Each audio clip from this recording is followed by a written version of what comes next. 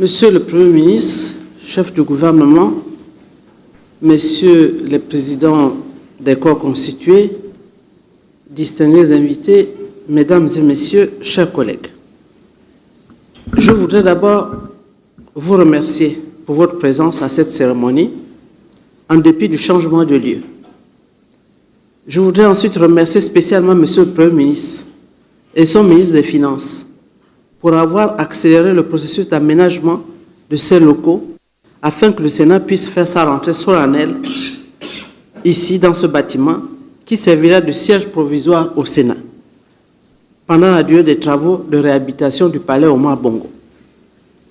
L'entreprise chinoise adjudicataire de ce marché va enfin débuter les travaux sous le contrôle d'un cabinet d'architectes conseil gabonais. Je souhaite également la bienvenue à mes collègues.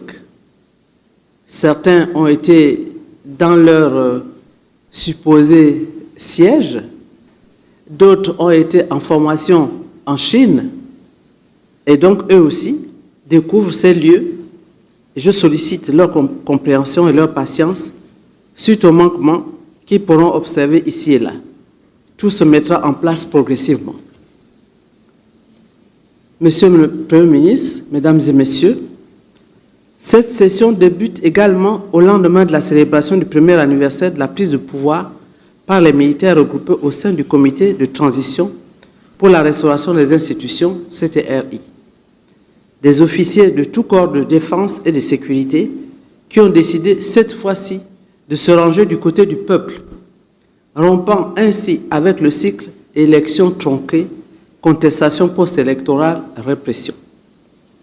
C'est le lieu de rendre un hommage mérité au président de la transition, président de la République, chef de l'État, le général de brigade Brice Clotaire Oligui Nguema et ses frères d'armes regroupés au sein du CTRI pour leur bravoure et leur patriotisme. Cet acte héroïque et historique, appelé coup de libération, a en effet permis d'éviter une confrontation fatale entre l'armée et le peuple déterminé à défendre ses droits. Depuis lors, le président de la transition et le CTRI multiplient les actions de solidarité vis-à-vis des populations. Octroi de bourses d'études aux élèves, des postes budgétaires aux administrations considérées comme gros employeurs, éducation, santé, armée, sécurité, etc. Attribution de parcelles à moindre coût, augmentation de l'offre de transport avec la réhabilitation des routes, la création d'une compagnie aérienne nationale, l'achat de bateaux pour promouvoir le transport maritime, la mise à disposition de taxis à moindre coût, etc., etc. L'intérieur du pays n'est pas en reste. Le président de la transition a mis 7 milliards de francs CFA à la disposition de chaque province pour moderniser les infrastructures de base dans toutes les localités. La nature, le montant et l'affectation des ressources et des dépenses de l'État.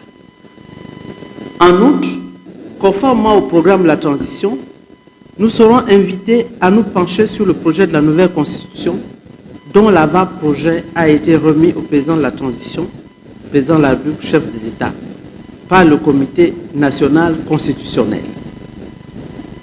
Il s'agit de la loi fondamentale qui définira les institutions d'État, organisera leurs relations et précisera les droits et libertés des citoyens. À cela devraient s'ajouter les projets de loi restés en latence et des ordonnances prises par le gouvernement pendant l'intercession parlementaire. Cette session s'annonce donc particulièrement riche, intense et dense. Je sais que vous saurez tenir votre place et la cadence de nos travaux comme lors des 2 dernières sessions. Cependant, je saisis cette occasion pour rappeler l'attention de Monsieur le Premier ministre sur le respect des dispositions de l'article 54 de la Constitution et des articles 8 et 9 du décret numéro 178/PRE/RICAAI, au terme desquels les projets de textes qui sont transmis doivent comporter l'avis du Conseil d'État. Cela évitera bien des désagréments. De même, il serait souhaitable que le gouvernement opère une distribution équitable et simultanée des projets de loi entre le Sénat et l'Assemblée nationale afin de permettre une célérité du travail législatif pendant les sessions ordinaires. Cela nous évitera des séances de nuit, des auditions groupées des ministres pour tenir les délais, au risque d'altérer la qualité de notre travail du fait de la surcharge occasionnée par l'accumulation des textes essentiels.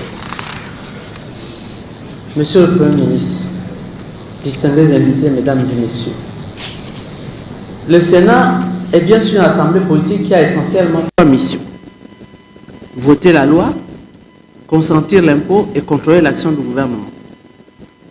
Conçu à l'origine comme le gardien des coutumes et traditions, il est aujourd'hui considéré comme le représentant des collectivités locales, creuset de notre culture. Dès lors, il doit œuvrer pour un équilibre entre le sommet et la base de l'État, comme une force modératrice et stabilisatrice, comme un corps de garde au village. À cet égard, je voudrais m'appesantir sur la décentralisation attendue pour impulser enfin le développement de nos territoires. Engagé en 2006, ce processus a abouti à l'adoption de la loi organique numéro 001/2014 du 15 juin 2015, qui, par rapport à la loi numéro 15/96, apporte des précisions sur trois thématiques essentielles: le domaine des collectivités locales, la nature de leurs charges et leurs ressources, les modalités d'exécution ainsi que la coopération locale et décentralisée. Monsieur le Premier ministre, nous avons suivi avec un vif intérêt la deuxième réunion du comité technique de la décentralisation organisée par le ministère de l'Intérieur en mars dernier. Nous nous attendions alors à ce qu'à la suite de cette importante réunion, un décret fixant les modalités de transfert des compétences et des ressources financières de l'État aux collectivités locales soit pris. Il n'en a rien été et c'est bien dommage. Monsieur le Premier ministre, en cette période si particulière de notre histoire, le gouvernement et le Parlement doivent procéder à la finalisation de certaines réformes institutionnelles restées en plan depuis trop d'années, en raison d'un déficit de volonté politique. Aujourd'hui, les circonstances politiques sont, il me semble, propices. Achevons cette réforme indispensable au développement de nos territoires qui se meurent.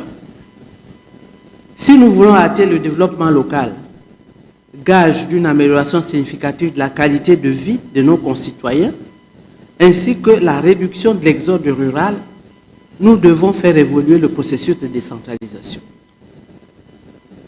Cela passe nécessairement par l'établissement de synergies entre l'État et les collectivités locales. Mesdames et messieurs, distingués invités, mes chers collègues, compte tenu du travail ardu qui nous attend au cours de cette session, j'ai programmé pour l'entrée en matière un séminaire de formation sur les pratiques parlementaires, notamment concernant l'examen de la loi de finances et l'élaboration d'une proposition de loi. Pour ce faire, nous disposons non seulement d'une expertise locale, mais aussi de l'appui de nos partenaires de l'Union européenne, que nous remercions chaleureusement pour cet accompagnement. Le bureau du Sénat que je réunirai sous peu arrêtera les dates appropriées pour l'organisation de ce séminaire dans les tout prochains jours. Je sais pouvoir compter sur votre sens du devoir, votre goût du travail bien fait, et je vous encourage à mettre à contribution vos savoirs, à mutualiser vos expertises et expériences, car c'est de notre diversité que vient la pertinence de nos analyses et la force de cette assemblée de transition. Je souhaite que cette session soit riche et féconde et qu'elle jette les bases d'un Gabon nouveau, un Gabon de liberté, de sûreté et de prospérité partagée. Je déclare ouverte la deuxième session ordinaire de l'année 2024 du Sénat de la Transition. Que Dieu bénisse le Gabon. Je vous remercie de votre aimable attention.